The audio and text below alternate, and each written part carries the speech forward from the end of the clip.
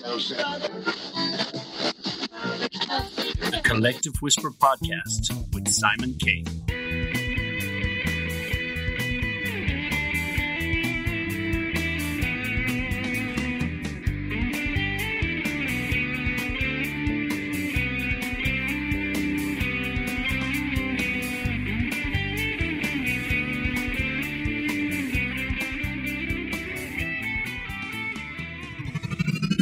Hello, everybody, and welcome to today's show. This week, we're talking about radio, and we're talking all about that famous little device developed by Marconi, which we've listened to for all these years and still continue to listen to, even though we have all of these other types of media, social media, podcasts, MP3s. Radio still reigns supreme in a lot of cases, and people still listen to it in their car. So today, we're going to be talking about that, and we're going to have two special guests, Tracey Lee and Nails Mahoney, to tell us a little about being a DJ and some of the things it entails and some history about radio and fun facts. We'll look at everything. I would just like to remind you guys, please support the show and leave a review if you like. We don't mind. We love to hear your feedback and comments, but please follow and like our show. Thank you very much. Okay, so let's talk about radio. So radio is really something we all listen to and have listened to, and it's guided us through the darkest times, through wars, gave people information when they had nothing. You imagine people in rural areas, they had no type of information, and suddenly radio came along, as well as newspapers, of course, but radio was a more instant delivery of news and information, and especially in war times like we have right now, obviously, between Russia and the Ukraine. It's something vital. I mean, whether it be ham radio, whether it be, walkie-talkies, the concept of radio is something that we all need. And, for my part, I've always liked radio, and, there's the good and bad in radio. Some radio stations can be very cheesy, and radio itself is such a great idea, and now you have such amazing stations and all over the world. You have digital radio, you have talk radio, and now radios are becoming podcasts as well. So it's something quite entertaining and interesting, and now you can get your radio on demand. If you miss it in the morning, you can tune in. And coming from Ireland, obviously, we had some famous DJs in Ireland, and Jerry Ryan, Larry Gogan, Dave Fanning, Nails Mahoney, who we'll have on later, and Dusty Rhodes, another guest of mine. Tracey Lee as well is going to be here talking to us. Tracey was a DJ in Ireland as well. It's a fabulous DJ. So there's so many great names down through the years. Barry Lang, Simon Young. There's so many, and that's just in Irish radio. So whatever country you're listening to this from, I'm sure you have your own famous faces. And, nowadays you have Howard Stern, who's been on the airwaves for years. You have so many different faces and voices, which is more important, because this is the thing about radio. When we listen to the voice. You could meet that person in the street and you might never put that voice to that face. So sometimes these famous DJs, before they become really famous and their faces are kind of all over newspapers or some kind of media, they're kind of unknown. You just know the voice, and they have this kind of character, like a personality, and we get used to that voice. We grow up with that voice. We listen, in the morning going to work. We listen in the evening. We listen going to bed, it calms us. Night radio, and then we have talk radio. As you get older, you probably move more away from listening to music all the time on the radio, and you want to hear actually opinions and views, and irate callers calling in,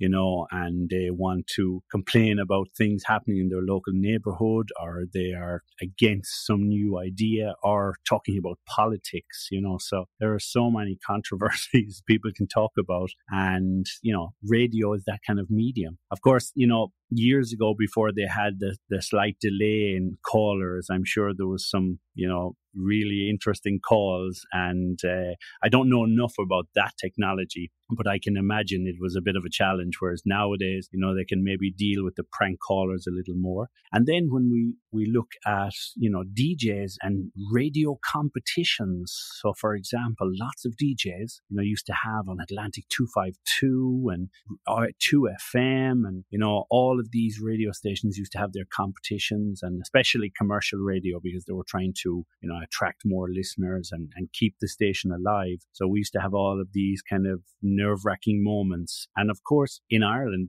one of the most famous things on radio was the Just a Minute quiz. Just a Minute, the 60-second quiz with Larry Gogan, which was everybody tuned in because it was kind of like Who Wants to Be a Millionaire? Everybody was able to answer from their home, but you saw then once the people get on the radio, it was a different story and the nerves kicked in and, and Larry Gogan's famous catchphrase, sure, they didn't suit you, So it was quite interesting and quite entertaining. So let's look at some radio fun facts. Marconi, the father of radio, received a patent for his wireless telegraph. In 1919, the first radio station in America began operations in Pittsburgh. In 1921, the New York Giants' World Series win over the New York Yankees is the first sports broadcast on radio. Radio speakers replaced headphones, allowing radio broadcasts to be enjoyed by more than one person at a time. 1926, radio's first commercial jingle airs for Wheaties, the cereal. 1933, President Franklin Roosevelt turns to radio to talk with the nation in fireside chat. 1939, FM radio makes its first appearance. 1952, first miniature transistor radios sold by Sony. Radio headphones again became useful. 1970, FM stations begin to offer stereophonic music. 1971, AM to FM radios became standard in new cars. 1994, radio broadcast streamed over the web. First 24-hour internet-only radio station begins operation. 2001, first satellite radio service begins. 2004, introduction of digital AM and FM broadcast signals gives consumers more program choices. There's a new term coined for the internet delivery of radio-style content. Podcasting. So here we are, podcasting. 2007, internet radio grows in popularity with 57 million weekly listeners. 2012, 4 in 10 Americans listen to online radio for nearly 10 hours a week. And here, 17% of cell phone owners have listened to online radio from a cell phone connected to a car stereo. A voice broadcast over the radio travels at 700 miles per hour. Wow, faster than your small jet or small plane. It can be heard 13,000 miles away, sooner than it can be heard at the back of the room where it originated. There are approximately 14,865 radio stations currently operating in the United States alone. 15% of people in the United States download TV shows from the internet, and there are approximately 60 different radio station formats. Now, let's look at some crazy fun facts about radio because, that's radio. It's kind of wacky and lots of weird things happen. And it doesn't matter if it's about the technology or if it's about the DJ or the songs. It's such weird things. WLW is the most powerful radio station in history. Literally. The most powerful radio station in history is Cincinnati's WLW. We don't mean powerful in the influential sense, although the station is very influential. It's powerful as in the station broadcasts at 700 kilohertz. At some point in the 1930s, the station's radio wave was 500 kilowatts radiated power. Okay, that's pretty powerful. Think getting songs stuck in your head is bad. Try having songs stuck in your furniture. During the 30s, those in the vicinity of WLW's transmitter could hear the audio in their pans, pots, and mattresses. WLW is actually still around today and is now owned by iHeartMedia. Wow. That's kind of amazing, isn't it? So your radio's upstairs, but you can maybe hear the DJ in your pan or your pot while you're cooking. Quite interesting. That could work today too, maybe. You can thank Wheaties for radio jingles. So, as we said earlier, the first radio jingle in history was meant for a Wheaties commercial. According to General Mills, the world's first singing commercial was performed on Christmas Eve in 1926. Over the radio, 4 male barbershop quartet-esque singers beautifully sang, "Have you tried Wheaties? They're whole with all the bran." Something like that. It took a sinking ship to normalize overseas radio. So the sinking of the Titanic in 1912 mandated the use of radio at sea. Not that there was no radio system on the Titanic, the radio system on the ship saved lives. During the sinking, sailors used the radio to reach out to the nearby ship and rescue passengers. The disaster would eventually play a part in the creation of the Radio Act of 1912. The Eiffel Tower is basically one big radio antenna. It wasn't created to be a radio antenna, but over the years, the famous Parisian landmark, engineered by Gustave Eiffel, has had a few uses in radio. The first public radio broadcasts were done at the top of the Eiffel Tower by radio scientist. Lee DeForest is viewed as the father of radio broadcast. Being an opportunist, he took a break from his honeymoon in 1908 and climbed the landmark to broadcast a selection of music to the Parisian suburb. He's basically the first radio DJ. Wow. Imagine nowadays, you're on your honeymoon and you say, I'll be back in an hour or two, honey. I just have to climb the Eiffel Tower and, release my podcast or release my radio show. Yeah, she'd be looking at you like, what? Get back here. The Eiffel Tower was meant to be removed after 20 years. However, it survived because the military saw its value as a radio tower to intercept crucial military transmissions during World War I. Listeners could download video games from radio in the 1980s. As the 1980s rolled around and computers were becoming the rage, engineers at the NOS, a Dutch broadcasting organization, made a cool discovery. Since both computer programs and video games were stored on audio cassettes, it was possible to transmit data across the radio, recorded onto a cassette and later played on your computer. This led to radio broadcasts specifically designed to allow people to download free video games for their computer. Although the layperson probably thought the transmission was just random screeching and beeping. Can you imagine that now? Mom, I want a new game. Yes, let's download it from the radio station or, it's just, it wouldn't make sense. Radio waves go on forever and are even emitted by planets. There's more science to radio waves than you might think. Researchers have discovered two interesting facts about them. First, it is believed that they will continue to travel forever unless something absorbs them. If that is the case, and if there are more life forms in other parts of the universe besides planet Earth, then other planets may have heard our radio waves. Okay, so maybe Atlantic 252 is being heard right now in another galaxy. What kind of stuff is this? Who are these people? Strange people. Speaking of planets, other planets are able to emit radio waves, so can other things floating in space. In 1932, experts revealed astronomical objects emit radio waves. A system has been established that makes it possible to produce pictures from radio waves. Astronomers are using radio telescopes to study radio waves emitted not only from planets, but also from specks of dust, gas, clouds, stars, comets, and other galaxies. Who knows? You may have radio waves from Mars floating through your head right now. Wow. Maybe they have better radio than us. Maybe worse. Who knows? Speaking of space radio waves, NASA has its own radio station. It's called Third Rock Radio, and it only plays alternative rock music. You can check it out. Is that Third Rock Radio as a result of the show, or is the show as a result of this? Who knows? That show does deal with aliens. 164 songs were banned from the radio after 9/11. So after the terrorist attacks that destroyed the Twin Towers in New York City, media companies sent memos to thousands of radio stations across the country. The memos contained a list of songs they viewed to be lyrically questionable since Americans were grieving. The list contained 164 suggested songs, including AC/DC's Highway to Hell, The Bangles' Walk Like an Egyptian, Lucy in the Sky with Diamonds by the Beatles, In the Air Tonight by Phil Collins, Tom Petty's Free Fallin', Disco Inferno by the Tramps, and Jump by Van Halen. Additionally, every Rage Against the Machine song was to be banned. Oh, poor Rage Against the Machine. That is crazy. I never knew that fact at all. So that is censorship.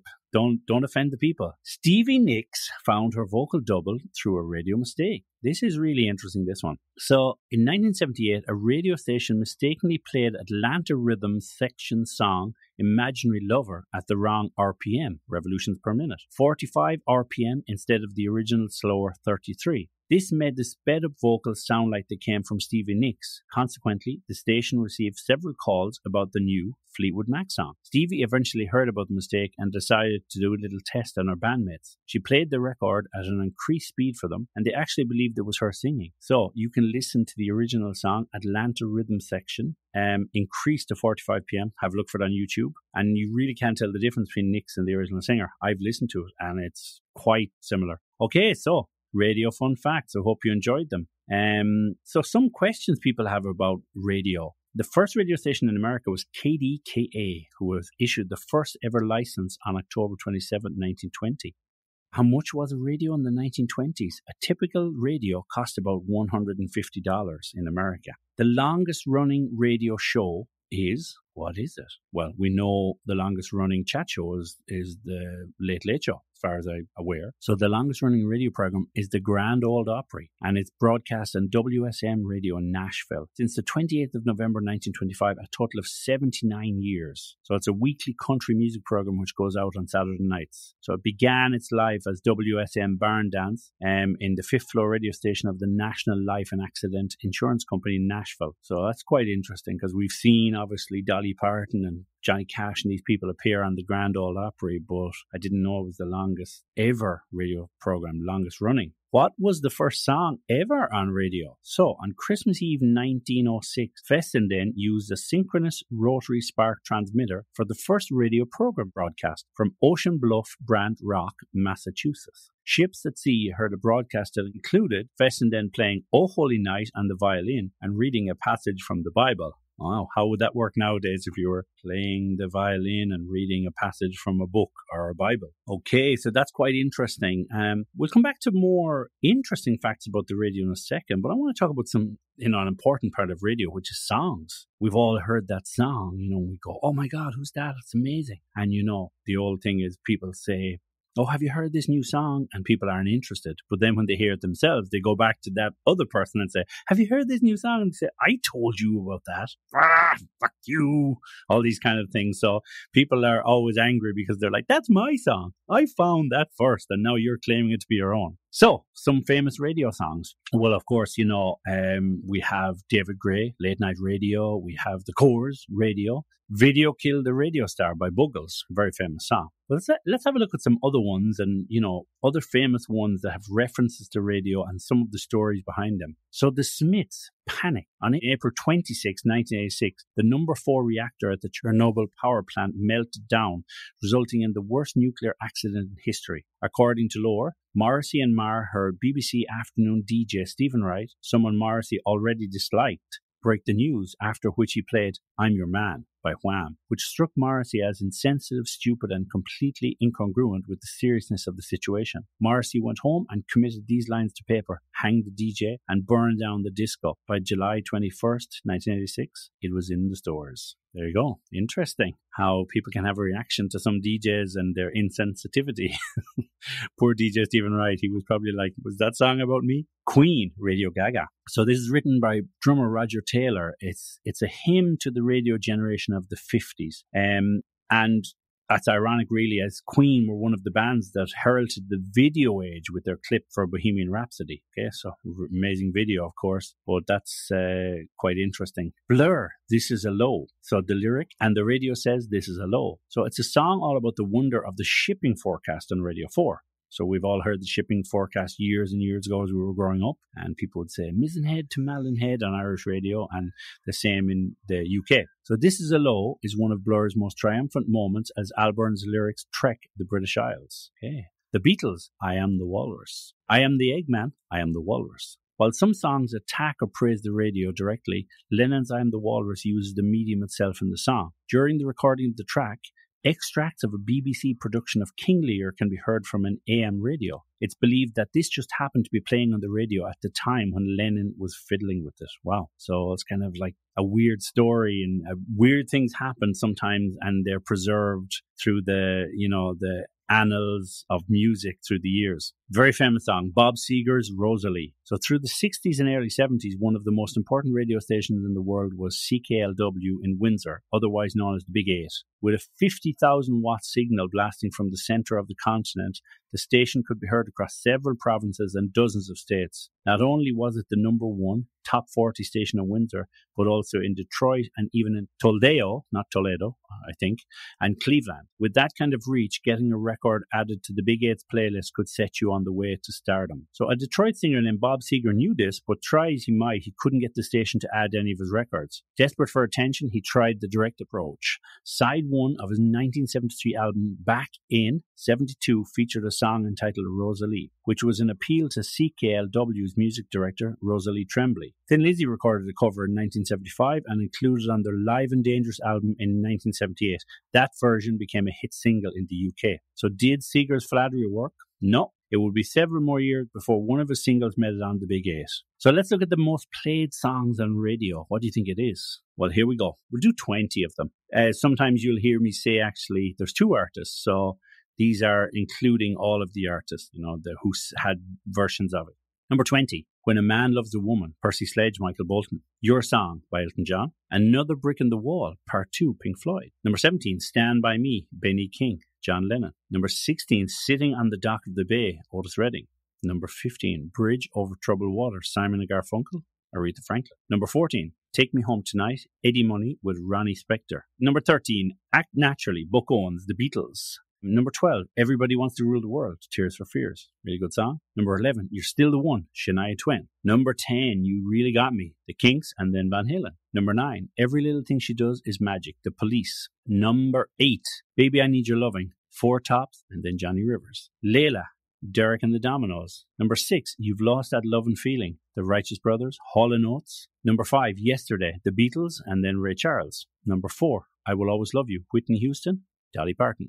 Number 3, I Can't Get No Satisfaction, The Rolling Stones. Number 2, Brown Eyed Girl, Van Morrison. And the number 1 song played on radio is Every Breath You Take by The Police. And they all have different numbers, from 2 million to whatever. But Every Breath You Take has been played 15 million times. And sometimes people say, oh, but that's nothing compared to the streaming now. But it's a different idea. It's different. Radio's different because songs are streamed at a much faster rate on, Spotify and others. So there you go.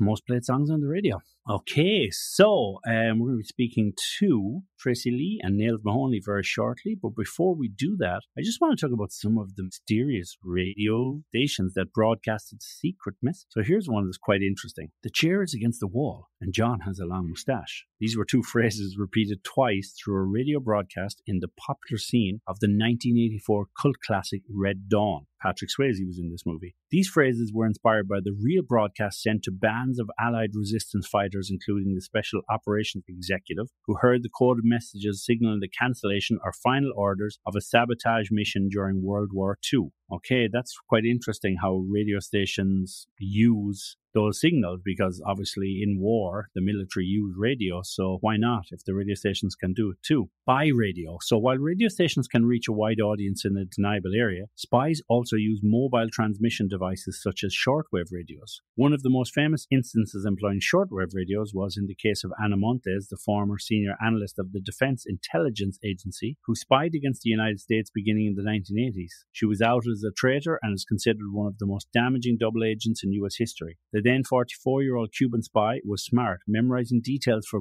classified documents in her head. She then transferred the materials onto her laptop at home, copied them onto an encrypted floppy disk, and arranged dead drops with her Cuban handlers. The double agent tuned her Sony shortwave radio to AM frequency 7887 kHz and followed instructions spoken in Spanish. She used a one-time pad to decode the numbers into a message. Monte was DIA's top analyst in Cuba, and for 17 years she deliberately informed Cuban intelligence with priceless and crippling information, including the presence of U.S. Army Special Forces in Latin America and the identities of American intelligence officers working in Cuba. 10 days after 9/11, she was arrested and sentenced to 25 years in prison. So here's her with her little shortwave radio. Okay, the buzzer.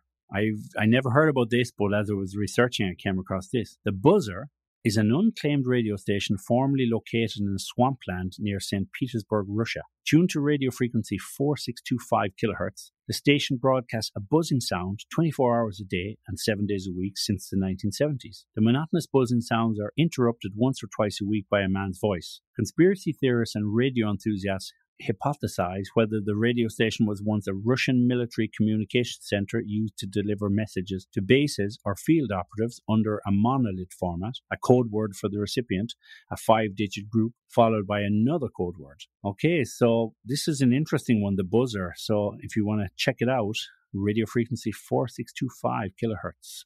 Okay, so lots of really interesting stuff about radio. The more you delve into it, there's so much to find out, and we take radio for granted. We listen to it day in, day out, and people don't realize that a lot of technology we use today actually came beforehand, and it had a military use. And of course, radio, shortwave radio, ham radio, all of these things, two-way radio, they all originated really from, advancements in technology, and the military used them a lot.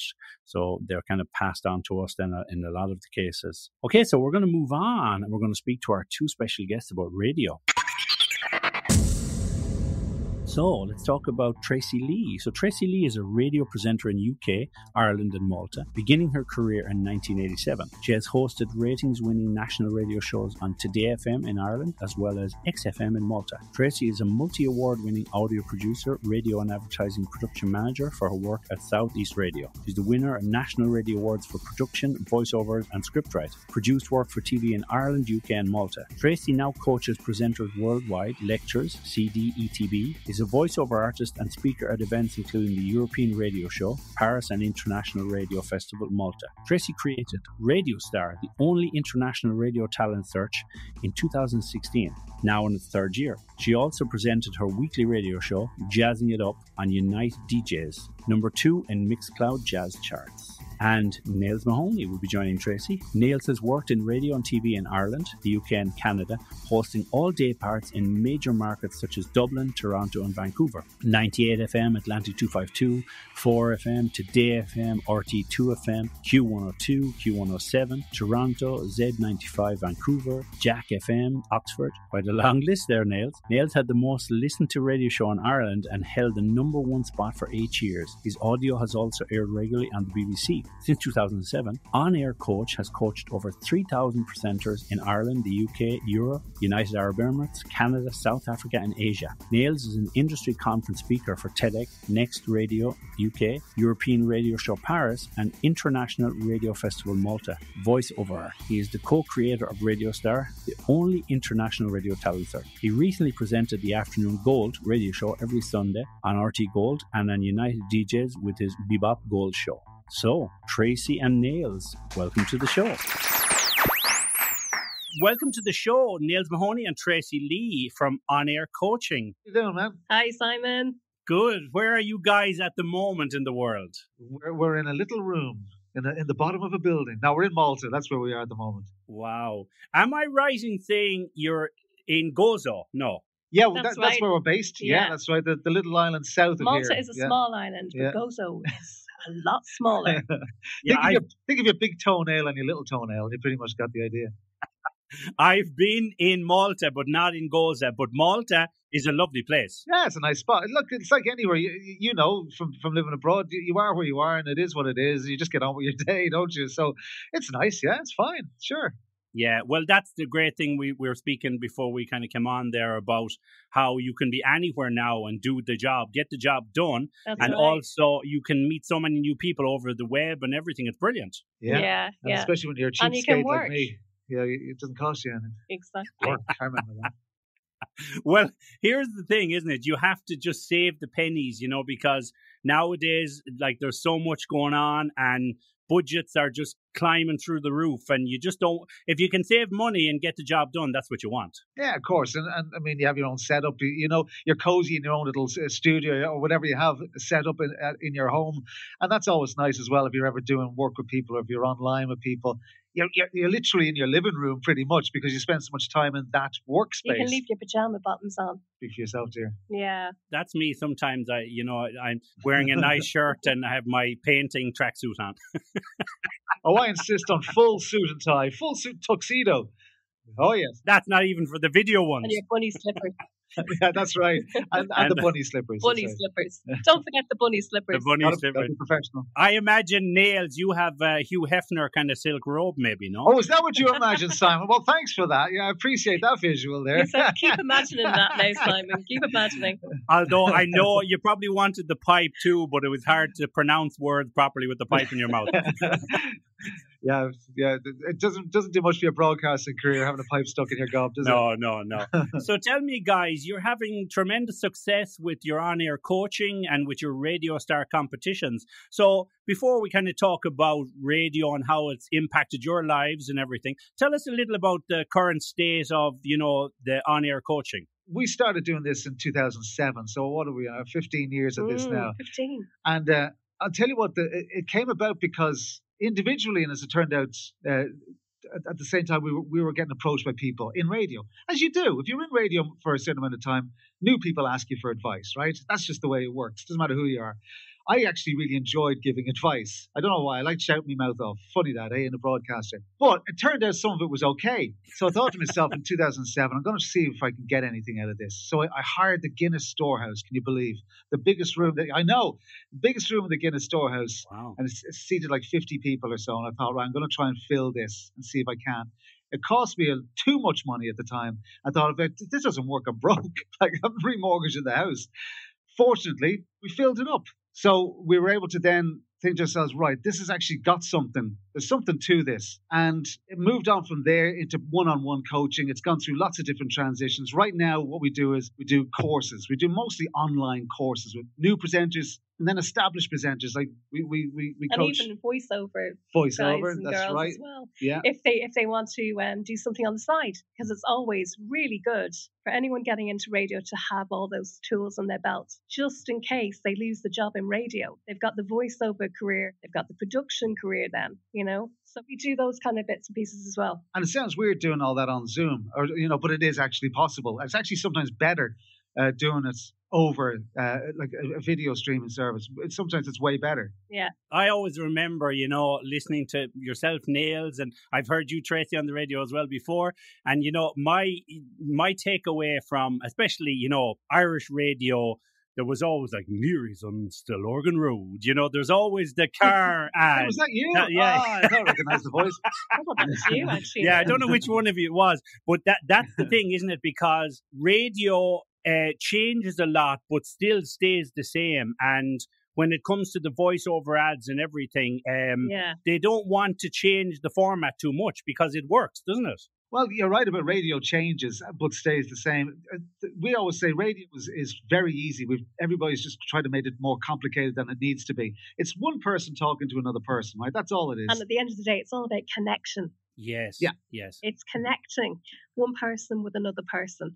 And it's your best way of connecting with that person, whether it's if you've got a really good personality and you think that's going to work, then use that. And so our job as coaches is to get somebody and go, okay, what have they got? What potential have they got to actually connect with that listener? Yes. That's exactly what we do. Every single person we coach is unique. They're different from the last one.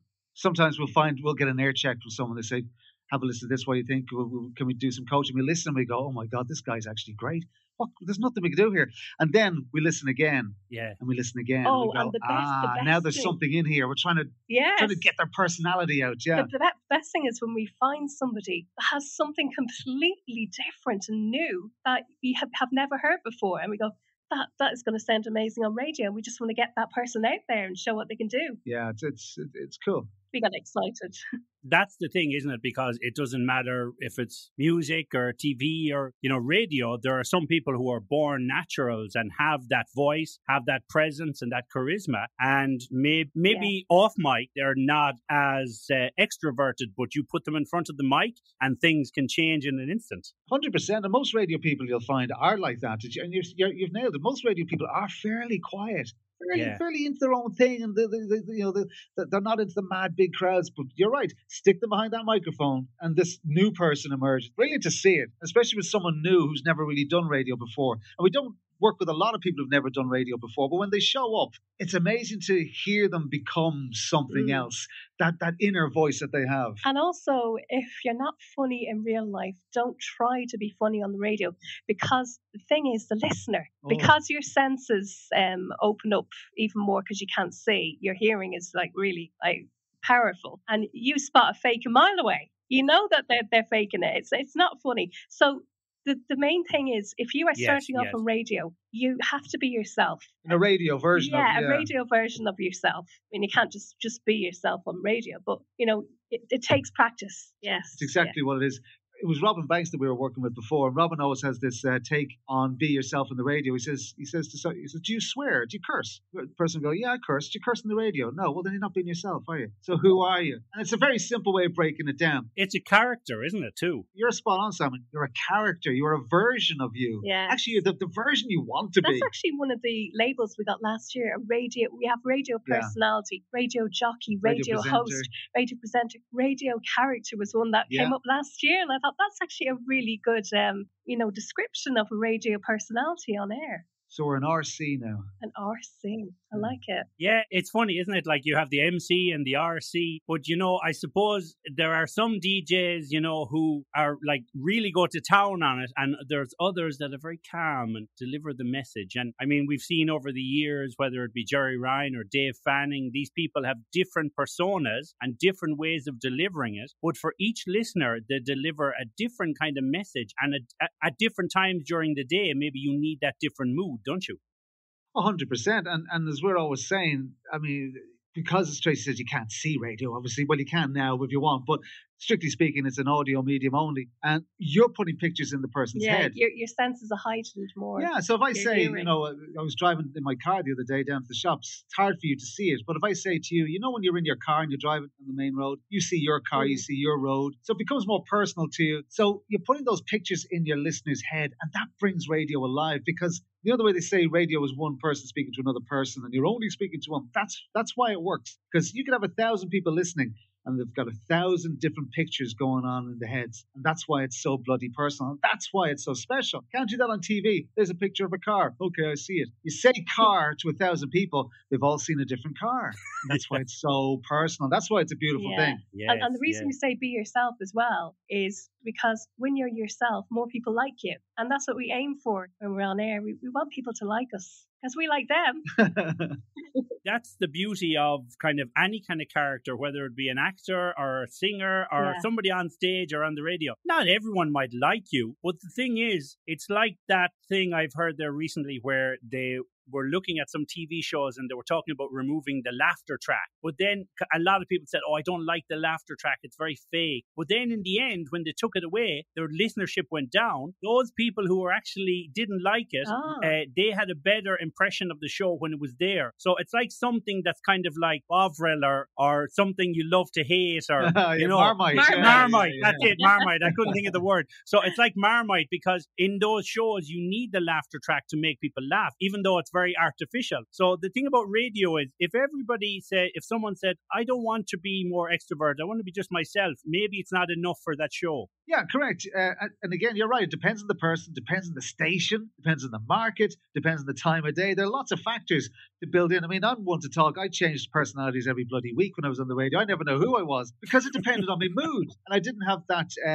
strict ability to nail it down who I was exactly. So I really admire people who have one character on air. And I'm learning, we both learn this. I especially learned this from people we coach. I'm in awe of people who go, this is who I am, and that's all I'm going to be. I'm like, wow, you can actually stick to that. That's incredible, because I could never do that. A bit schizophrenic, I suppose, in one way. But it's also the multiple personality thing that a lot of radio presenters have, right? Yeah, We've got lots going on in there. And that's why I love Radio Star so much, because we have the opportunity to hear all these different entries and personalities coming through to us. And it's like, at the start, Simon, we're like, oh, they could win it. They could win it. Oh, that person's amazing. And it's like kids in the candy shop, because we love radio so much. And this is the beauty about radio, because now, obviously, in the world of radio, podcasts are kind of a challenge to radio, but not directly. They're kind of an add-on. But, people might say, I don't listen to radio so much now. I listen more to podcasts. But I think radio will always survive, because it's a different kind of outlet. Because you're doing a live show, there might be a delay or something if someone lets an owl fuck or whatever out, But the truth is that on radio, it's more of a real thing. I'm a podcaster, but I know I can fix things in the mix, or I can, take out a word or whatever. So it's a different thing. That's right. They're also very different ways of communicating, ways of presenting, because we're recorded. You can, as you say, you can edit. When that mic goes up live, it's a different world. The adrenaline's pumping. Yes. You get one go, and your audience is there right now. They're there right now. And that's a big difference. And also, they will react right now. If you do something right, if you do something wrong, they will react right now. And you have to watch your mouth more on radio. You've got to watch what you say. I know when I cursed, they were like, oh, no, I can't do that. But that's the beauty. I can unleash those words sometimes. Yep. Yes, on a podcast. I try to do it like the Queen would curse occasionally. Yeah, I agree. And sometimes we listen to Joe Rogan, for example, the obvious one. Yeah. With the swearing and that, but there's not a massive amount. No. He's not effing and blinding like a crazy man. You can swear with style. Yes, he drops it in for effect. And he does do it with style. You're right. I love his casual approach. And, he's so likable. You're doing it right now. Simon's doing it right now. You're the Irish version. But you're just chatting. You're not trying to be something. I have to tell you that for me, it's always been just about being casual. It's more like a chat. Yeah. But unfortunately, it bites me in the ass sometimes because people do the interview and afterwards they say to me, I said too much. I was too honest there. And I was like, oh, okay, don't worry about it. And they were like, yeah, but it was too relaxed. I just let out too much. And then they say, can we take out that section? And I always say, yeah, you know exactly what you were doing. You're sneaking down. No, but you know what I always say? I don't ask the question. I lead them into the answer. Yeah, that's right. If we start crying by the end of this thing, you're in big trouble. And then I didn't mean to do it when I was 7. You'll be like, I don't know, was that a therapy session or was that a podcast? It's like we were watching Gay Byrne recently, and one of the old ones that he did in I think the 90s, and somebody went on and said, I've been warned about you because you get things out of people and they don't even realize you're doing it because you have that charm about you. And of course, Gay says, oh, I don't know what you mean. Of course. I'm just a normal guy. Yeah, I think what it is, that's the thing about the different mediums of chat and, TV, radio, podcast, whatever. There are different styles of interviewers, and some chat shows are not like interviews, and on radio, some interviews are really like interviews where you kind of see the person is maybe doesn't want to be there and they're doing a publicity thing. And I mean, I've done 1 or 2 podcasts where I know from the get-go the person is a bit reluctant to talk or they're afraid. They're thinking in their head, I'm not going to answer those kind of questions. But I just say at the beginning, look, there's going to be no bullshit questions. You have control and whatever. And they just relax then. And then they kind of fall into it. Yeah. And for me, that's what I want. That's what I want the show to be, that they can be themselves but still be entertaining. Yes, yeah. Well, that's actually another art as well, making your guest feel comfortable, because you do this once a week. People do a radio show every day. They're in the room. Yeah. The guest isn't. This is new to them. So they're in uncharted territory. They may have done podcast interviews or radio interviews before, but not in your studio, not in your building. So helping them feel comfortable is very important as well. And especially on air, but off air beforehand, but especially on air. I used to do a show in Toronto a few years back, and part of the gig was filling in on the morning show. The 2 guys that were on, producer and the co-host, the show had started 5:30. I walk in, and the guy who produced it was sitting behind the desk opposite me. And before we went live on air, he'd shake hands with everybody, go, okay, guys, here we go. Have a great show. Good luck, everybody. And I remember thinking to myself, that is class. What a way to start the show. Just get that bond together, touch the skin. Okay, everybody, here we go. Big shake of the hands.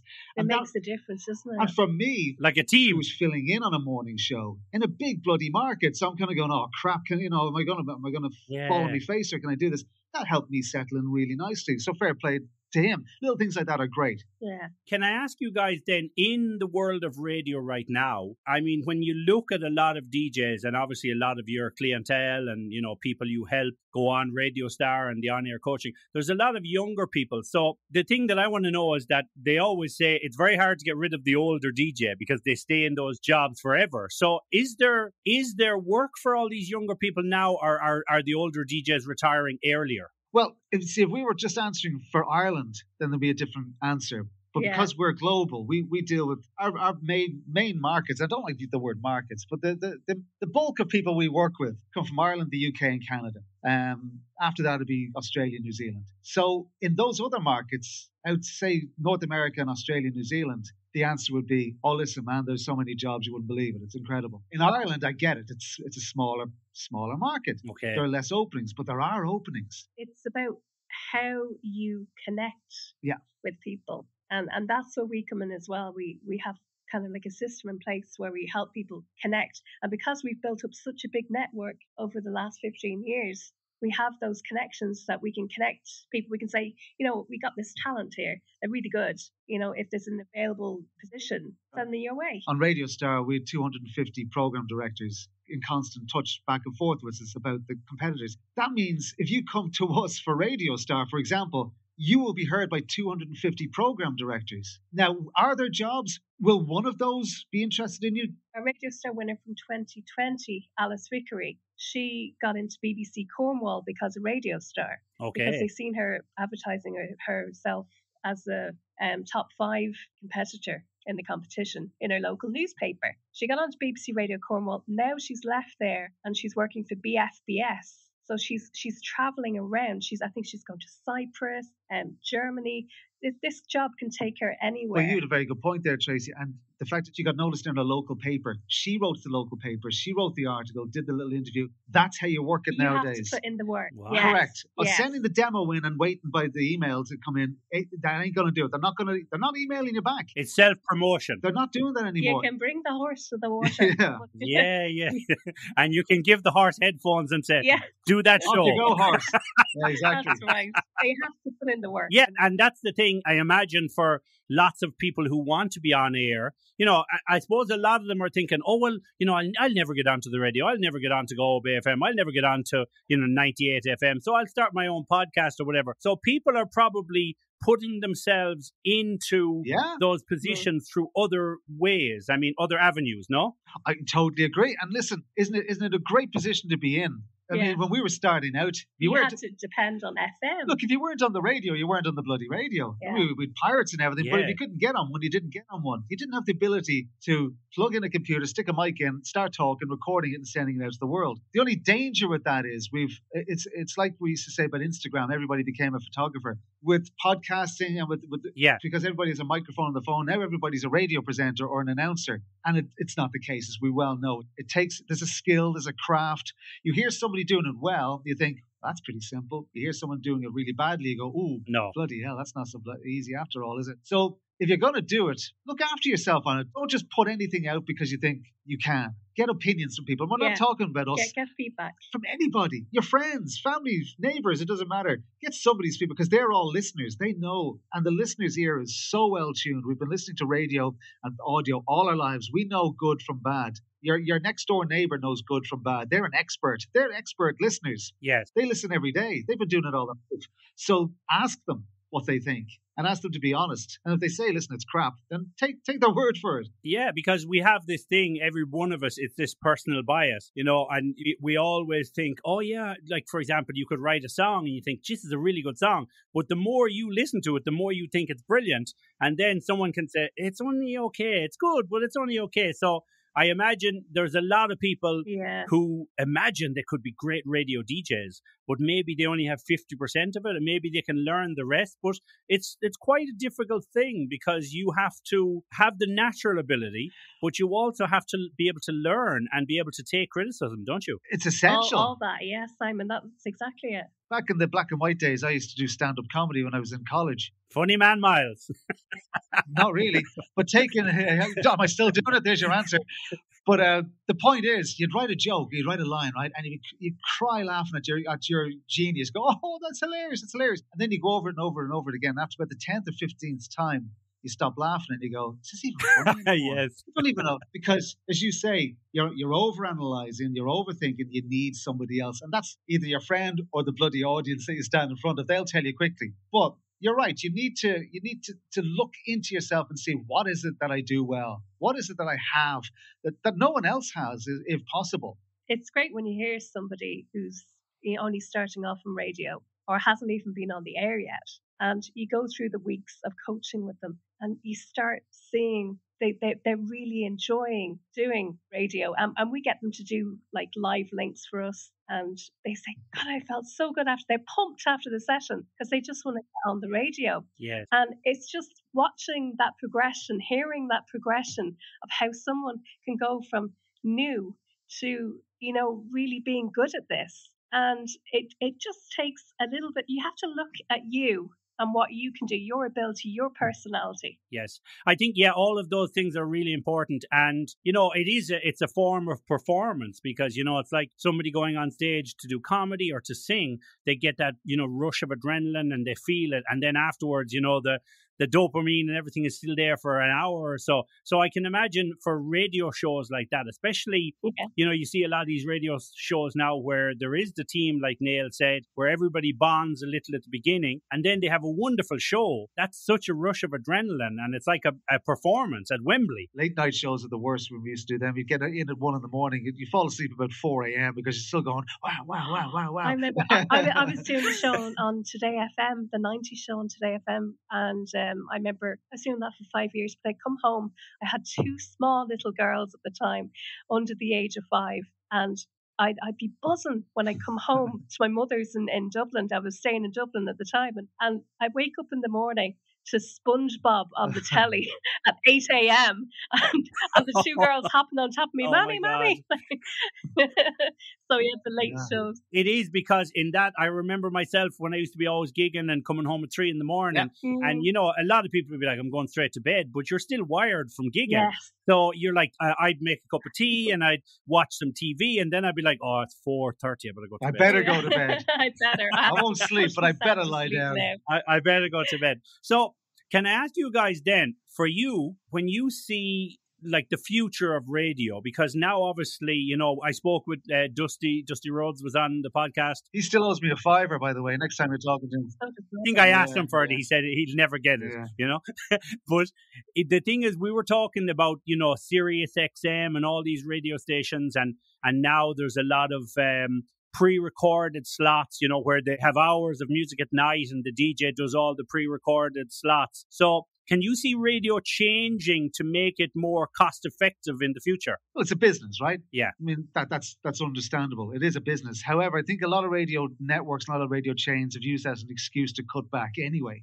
Oh, look, we have to cut back when it's not always essential. The bottom line is that I've found this out over the years. You may or may not agree with me, Tracy, on this one. Go for it. But I have found over the years that, cutbacks in the short term keep the station happy, right? The accounts look good. We've saved 20 grand by getting rid of the late night guy. Brilliant. 3 years later, hang on, nobody's listening late at night. We're losing money here. We can't advertise. Let's put somebody on late at night. Oh, there's a good idea. We'll pay them 20 grand. Oh, that's a good idea. And they go back to where they started. It goes full circle because they realize, yes, short term, you've saved 20 grand. Long term, you've lost 60 over those 3 years. Yes. Because you're not getting any advertising. So the short term view for me doesn't work out. You have to play the long game.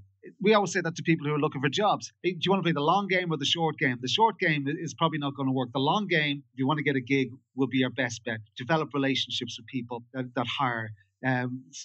Nurture these professional relationships. Get to know people. People hire other people that they know, that they like, and that they trust. You don't hire strangers. So if you fire off your demo and I've never heard of you, I'm not hiring you because I don't know who you are. Unless you're the world's greatest jock. I don't know who you are. But if I like you, if I know you and I trust you, there's a chat. We always say this. I've had 8 full-time jobs in radio over the years, full-time. Lots of bits here and there, but 8 full-time. 6 of them I got because I knew the programmer. 6. Okay. Not because I was the greatest jock in the world. I was friends with the PD. And they went, oh, yeah, sure, come on in, we'll have a chat. Next thing you know, I've got the gig. It's networking. Networking, but not stalking. Yeah. Well, I can imagine Neil stalking the programmer outside RT or wherever it was. I know where you live, Simon. I know where you live. So that's the thing, isn't it, though? Because without mentioning a specific station or without mentioning specific names, obviously there was a little controversy in Ireland there a few weeks ago when a certain DJ was released after so many years, and people are kind of like, wow, that's very cutthroat now, how that person could be just cast aside. So the end is pretty difficult. I mean, the end of these contracts, and I suppose a lot of people are freelancers even nowadays, but the end is quite difficult, isn't it, when the ties can be severed? There are easier and more secure ways to make a living, for sure. If you want security, don't know. Radio is not where you're going to get it. You may end up having a job for 30 years. You may do. But we don't get into radio to be secure. You don't do stand-up comedy to be secure. You don't become an actor to be secure. You do it because you have to. You have no choice. It's like my favorite writer, Murakami, Japanese writer. He says, they asked him, why do you write? He says, I write because I have to. He says, I have no choice in the matter. He says, I can't not write. And it's the same with performance. You know, from even doing your gigs, Simon, if you had to go out there and do gigs 5 nights a week, you might go, oh, it's going to be tough. But you go, it's what I do. It's what I do. I think that's why people you were saying earlier about the old guys hang on. Yeah, they do, because they absolutely bloody love it. It's your thing. It's your thing. They just adore going in. And take the likes of Pat Courtney, who we were listening to the other day. And Barry Dunn as well. And Barry Dunn. Yeah. I mean, these guys, in and out every single day, love it. And you can tell they're still learning. They're on for decades. They're still creating. They're still trying new things all the time. They're not just sitting there going, yeah, whatever, it's 20:02 and here's the latest song. That's blah, it. Blah. It's about keeping fresh all the time, doing what you do and building on that. We always say that about Barry Dunn. Listeners call him Baz, right? He never calls himself Baz, ever. Yeah. Listeners do. To them. They have a pet name for him because he's a certain place in their heart. He's their friend. Baz is Baz on the radio. He's Barry Dunn, Baz, but they call him Baz, and that says it all about what he's done. And you can't do that if you play the short game. That's playing the long game. I can imagine, because I'm living in Alicante and I have been living in Madrid for the last 8 years. But nothing gets my goat more than Spanish radio, because the ads are so fast. I mean, they speak so fast, and I mean, even if you understand it or not, it's not about that. It's the speed. They're like velociraptors of radio. They cram everything in, and I imagine they speed it up a little as well. So you guys obviously see this. You're in Malta. You do radio all over the world, conferences and everything. So you see the styles and you see how much they try to cram into these ads and into these shows. So it must be very different everywhere. You did Brazil radio recently, didn't you? Yeah. Brazil radio is so much fun. I love just listening to radio around the world. I'm fascinated by the different styles and everything. As you probably did when you first moved to Spain and you heard Spanish radio. Yes. It's like the style to Irish radio and English radio is so different. And this Brazil radio, it's like having a fiesta on the air, like a carnival on the air. It was just addictive to listen to. There's an Italian station we pick up on FM in the kitchen. If we put the aerial up, we'll pick it up, right? There are 15 people on the afternoon show. 15 in the studio. Oh it's God. Like, what is going on? I can't remember. Italian or Sicilian station. It's bonkers. Wow. And again, can't understand a word they're saying, but boy, does it sound like fun. And there's another thing we've learned. People don't always remember what you said, but they'll remember how you made them feel. And when we put them on, we have no idea what they're saying, but we know we feel good listening to them because they're in such a great mood. And that's very important. It's a culture thing too, isn't it? Because, a tourist can be in a country and hear the radio and say, this is crazy. It's, batshit.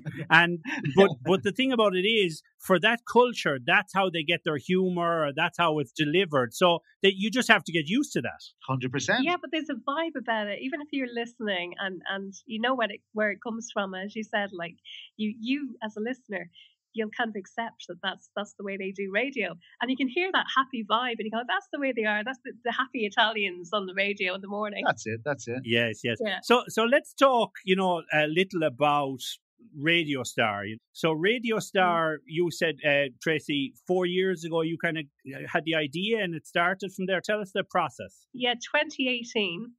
We were getting lots of emails from people saying, you know what, I can't get noticed in radio. I can't get a job. No one's sending me any replies. And one day I just thought to myself, do you know what, Nails? We'll set up a contest and we'll give them a platform to showcase themselves. And we'll, publish this thing, share it all over social media, share it on the website. See how it goes. And we'll get judges from different radio stations so that they can actually hear them for themselves. And the thing just took off. First year was slow. What you'd imagine. Yeah, people never heard of it. What the hell is this? Yeah, so it was slow. Second year was much bigger. Third year went nuts. Crazy in the third year when Alice won. And then last year when Rosa won, we had like people from all over the world. It was just... Well, here's the deal on that side to put in on it, just the Rosa story. Yeah. Rosa Serrett was our winner. She came from Leicestershire in England. Rosa left 2 days ago to go to Australia, where she's meeting up with radio stations in Melbourne and in Sydney to talk about working for them. And that came about because here's the deal, right? She won it. Okay, fair enough, but she could have gone back to college or gone back to work wherever she was working. Rosa worked it. She got in touch with all the judges from New Zealand and Australia. That's where she wanted to go. Got in touch with all of them, started relationships with them. They said, listen, you get down here and we'll talk and we'll have something for you. She got on the bloody plane and she's in Melbourne right now. And she's starting a week. No, she's moved there. She says, this is where I'm going to work. And she's set up Fox interviews, Today FM interviews, the ARN interviews, SCA interviews. But she works it. She works it. She works it. She's naturally talented. She's like a little sponge. Oh. She listens. She goes, coaches, give me something. It's probably like a great time in her life because maybe she has no commitments and she's at this 100%. kind of crossroads where she can go one way or the other, and she's going, I'm going to go with this. I'm into radio right now. It's my vocation. I want to do it. So her heart is really in it. That's it. Yeah, absolutely 100% right about that. Yeah, she's confident and she's motivated and she knows she's good. And I think that's the key. You have to know that you're good at this as well. Yes. That leads me to the question then, like I was talking about cultures there. So with your radio star, if you get entries from all over the world, they would have very different styles and come from different backgrounds. Yeah. So how do you kind of find a middle ground for your winner? Yeah. What are you laughing at? I remember last year. Do you remember last year we got that the Indian guy last year? Well, I tell you, we had a top 5 guy, Andrew Bowen, from Trinidad a few years back. Oh God, he sounds fun. Brilliant, unbelievable. This other guy, and we said it to Andrew, and he goes, "Yeah, a lot of radios like that here, just screaming." Oh, this guy, right, Simon? He sent in we loved him. A demo with him screaming down the microphone, and what I call fader wanking. Right. The music would go right up and then it would go down. You go this muffled kind of. Really, he was using it like a wah-wah pedal. Exactly. Thank you. And then he'd come in again and he'd go. Woo! But you know what? You couldn't really hear what he was saying. It was very entertaining. But he was mixing. And he was just crazy, and it was just like, wow, this is. Yeah, he entered the wrong DJ competition. He thought he was Sir Mix-a-Lot. That's right. He was doing all the spins and everything, scratching. That's and right. Wow. Here's the thing, though, right? You ask about what our take on the contestants. We don't have any say. We don't judge. No. We don't get involved in that. Completely neutral. So it's nothing to do with us. That's why the judges are from all around the world. We have judges from Sri Lanka, from Australia, from South Africa, Brazil, Argentina, Fiji, wow. America, New York, Canada, Toronto, London. They come from everywhere. Yeah. So everybody gets a fair shake at it because... And the judges love doing this, Simon, because it gives them a chance to give their own feedback and do something for fun. It's not work. They can just have fun with this. So and a lot of them say they get excited as well because they might hear a little jewel in there and they go, because they know it's like a little game. Yeah, that's right. Yes. We're going to ask you to plug the on-air coaching and the Radio Star in 30 seconds to a minute. Tell us about it and let's get everybody interested into it. What a gentleman. Thank you. But this is where everybody turns off, though, Simon. You realise that they go, all right, we've got the best out of it now at this stage. Oh, but here, I'll do a classic for you. But hang on, because at the end of this, at the end of this, I'll tell you how you can do something that'll make you $1 million quid. Oh, yes. I don't have the $1 million quid trick. Yes. Keep scrolling. Keep scrolling. Yeah, keep scrolling. That's right. Keep fast forwarding there, folks. So on-air coach, basically, we've different courses. They're all online at the moment. We go from beginners right through to breakthrough, right through to mastery. We even do a podcast course. We even do a podcast course. There's brilliant. Maybe I need some tips, so I'll be along too. No, you're all right. We'll be hiring you to help us. There's each course lasts on average 6 weeks. We spend at least an hour a week online with you like this, or it usually goes an hour and a half sessions where we work and work and work with you. And after the end of the 6 weeks, we don't go away. We're like a bad rash. We stay forever until you're happy. That's the difference between a coach and a trainer. A trainer will train you and then go, right, good luck, see you later. A coach stays with you until you are actually happy, until you have what you set out to get, until you're doing what you set out to do. If you want to get a gig on 98 FM doing Saturday evening, if you don't get that, we're still there with you until you get it. That's what a coach does. And we've had clients with us for 2-3 years. We've had clients who get a gig within 3 weeks and don't finish the course because they don't need to. So it all depends on the person. But that's essentially what we do. We do 6-week courses. You'll find it all. The website's onaircoach.net. Yes. They're all up there. They're very easy to find. Okay, Nails Mahoney. And now we're going to go over to Studio 2 to talk to Tracey Lee about Radio Star. Well, hello there, Simon. Wow. Radio Star.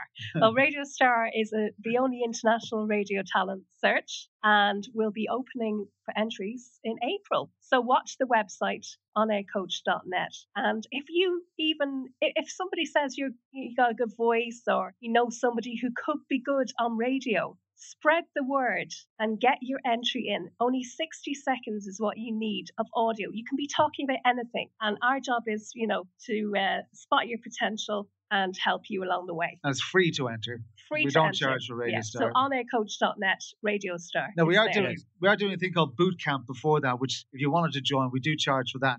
Nobody has to join that. What we do is we share everything we learned last year, and we have last year's top 5 contestants who do live Q&A with boot campers as well. So that's an option, but again, you don't have to do that. Would you mind if I ran a competition along the side of it called Fader Wankers? Yeah. I'll get on the merchandising. That's actually from Radio Dublin. Radio Dublin. Do you remember Eamon Cook's Radio Dublin? Oh. Maybe there's an opening for that, because if maybe they all do that in Brazil, so they're like, yeah, we are the Fader Wankers of the world. It's probably a very, very popular chicken restaurant in Brazil. Where do you want to eat? Oh, let's go to Fader Wankers. Oh yeah, let's go there. Fader Wankers. Well, listen, guys, it's been a pleasure talking to you. You too, Simon. The last thing I'm going to ask you really is... I knew we wouldn't get away with it. Do you have any strange facts about radio or an interesting kind of story that we might know about radio? Wow. Jesus.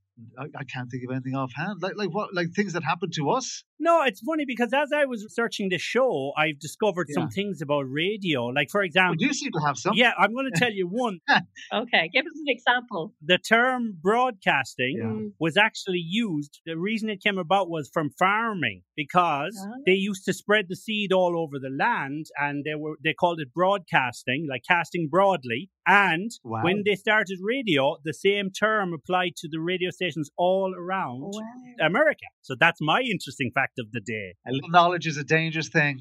It's a very dangerous thing. We need a fact checker. Listen, what the heck? I'll go with it. And then there's the whole Marconi and Tesla thing. What's the whole Marconi? Yes, what's the one with the house in Wexford where he sent that signal? Oh, yeah, Marconi House. Marconi House in Rosslare. Right. In Wexford, yeah. Yeah, I didn't know that until you told me about that. Did you know about this, Simon? I didn't actually know. I didn't know. So there's so much, as I'm doing this podcast about radio, there's so much more I'm discovering, and it's really interesting, But we could be reading about it forever. So listen, guys, I'm going to let you go. I really appreciate you coming on the show and sharing your wisdom, and we wish you the best of luck with Radio Star and the on-air coaching. And I'm sure, once people hear about it who haven't already, they're going to be excited and say, okay, time to dust off the mic and get the boombox out and put my audition on air. You're a gentleman. Thank you, Simon. Thanks a million, Simon. That was brilliant. Thank you, guys. Nails Mahoney and Tracey Lee. Thank you.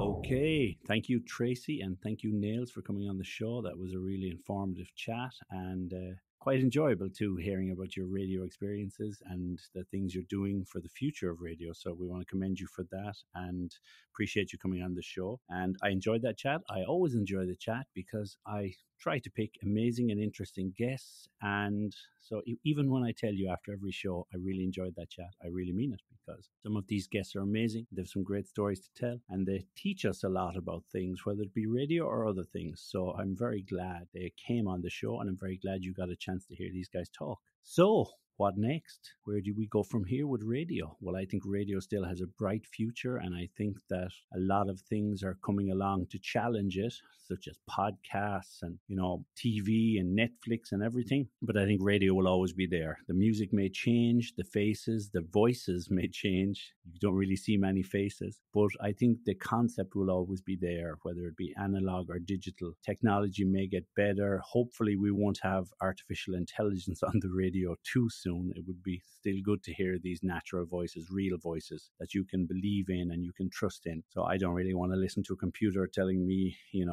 about the traffic coming in the M25 or anything. I want to hear a real person giving their expressions and their opinions and everything. So let's try and keep the real DJs on the air. And, radio is such an interesting fact. It's such a great history. And it was really fun learning about it and telling you, all of these things that I found out myself this week. So I hope you enjoyed it, and I hope you enjoyed everything we told you, and we will look forward to seeing you further on down the line. So don't forget to follow and like the show and share it with all your friends. And until the next time, my name is Simon Kay. This is the Collective Whisper podcast, not radio, and we will see you very soon. Take care of yourself, your family, and the people that are important to you. Bye-bye.